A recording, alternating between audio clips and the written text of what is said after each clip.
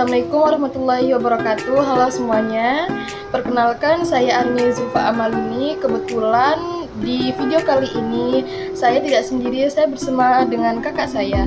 Halo, perkenalkan saya Arni Zulfa Amalina. Baik, di video kali ini saya akan menjelaskan 3 materi penting dalam pelajaran Ulumul Quran, yaitu Nasi Mansuh, Amsal dan Qasam. Mengapa ini penting? Karena kita harus tahu bahwa Al-Quran, bagaimana cara Al-Quran diturunkan dan bagaimana Allah menyampaikan pesan kepada manusia. Mari kita dengarkan penjelasan berikut. Yang pertama itu ada nasi dan mansuh.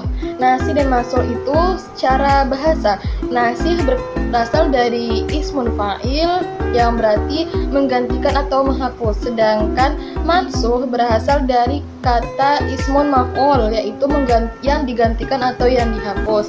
Nah, secara istilah nasi dan mansuh itu adalah hukum syara, pergantian hukum syara oleh dalil syara yang datang kemudian. Singkatnya itu, kalau misalkan ada aturan lama yang digantikan oleh aturan baru karena penyesuaian situasi kondisi umat Islam saat itu. Nah, di sini itu ada contoh ayat nasi dan mansuh. Ayat nasihnya itu contohnya perubahan kiblat. Dulu itu kiblat itu berasal menghadap ke arah Baitul Maqdis atau Yerusalem. Nah, ada ayat mansuh yang digantikannya dalam surat Al-Baqarah ayat 144. Mbak tolong bacakan ayat.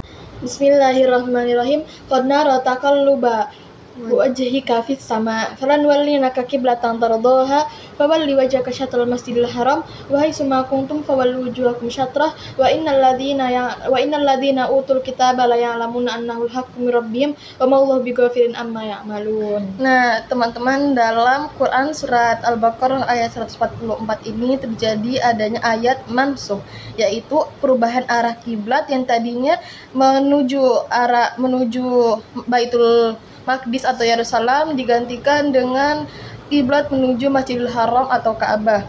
Kenapa sih adanya perubahan kiblat? Karena ini menunjukkan proses pendidikan wahyu secara bertahap agar manusia itu tidak kaget dengan perubahan hukum.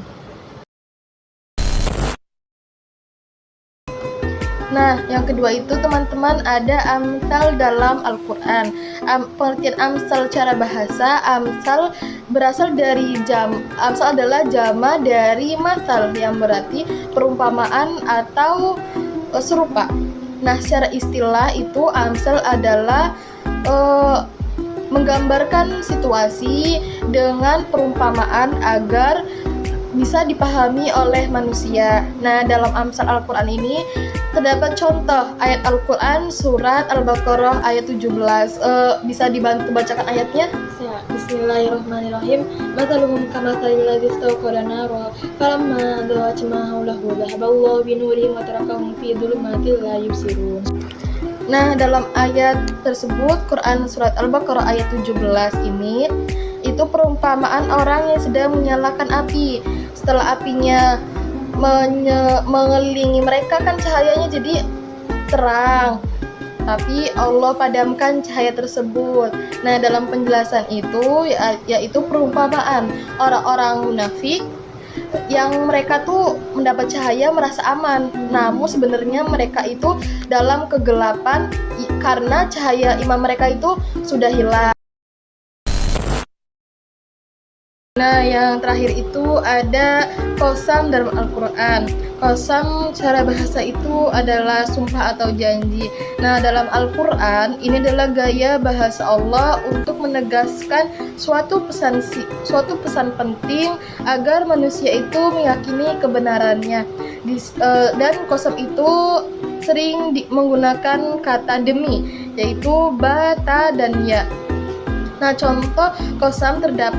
salah satu contoh qasam terdapat dalam Quran surat Ad-Duha ayat 1-2. Mohon tolong dibacakan ayatnya. Bismillahirrahmanirrahim. Wad-duha wal laili idza saja. Nah, dalam ayat ini yaitu demi waktu duha dan demi malam apabila telah sunyi. Penjelasannya itu Allah bersumpah dengan makhluknya untuk menegaskan Nabi Muhammad SAW bahwa Allah tidak akan pernah meninggalkannya. Nah, itu dia penjelasan singkat dari saya tentang nasi mansuh, besar dalam Al-Quran dan kosan dalam Al-Quran.